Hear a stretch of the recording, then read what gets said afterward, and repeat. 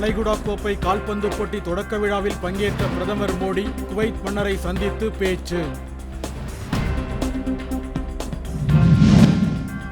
விவசாயிகளுக்கு எதிரான திமுக அரசை தூக்கி எறிய தமிழக மக்கள் தயாராகிவிட்டதாக உழவர் பேரியக்க மாநாட்டில் மருத்துவர் ராமதாஸ் உறுதி. நெல்லை மாவட்டத்தில் கொட்டப்பட்ட மருத்துவ கழிவுகளை மீண்டும் கேரளாவுக்கே கொண்டு செல்லும் பணிகள் தொடக்கம்.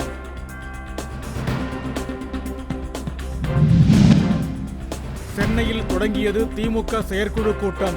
2026 சட்டப்பேரவை தேர்தல் குறித்து ஆலோசனை என தகவல். வங்கக்கடலில் நிலை கொண்டிருந்த காற்றழுத்த தாழ்வு பகுதி வலுவிழந்து விட்டதாக வானிலை ஆய்வு நடுவம் தகவல்.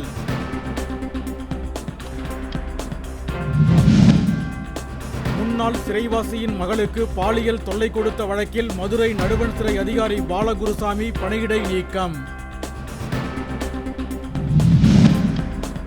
2 செயற்கைக்கோள்களுடன் வரும் 30ஆம் தேதி PSLV C-60 ஏவூர்தி விண்ணில் செலுத்தப்படும் என இஸ்ரோ தகவல்.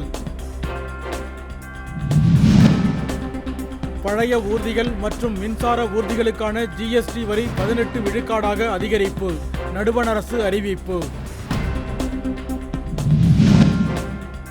சபரிமலையில் கூட்ட நெரிசலை தடுக்க வரும் 25 மற்றும் 26ஆம் தேதிகளில் பக்தர்கள் வருகைக்கு கட்டுப்பாடுகள் விதித்தது கோவில் நிர்வாகம்.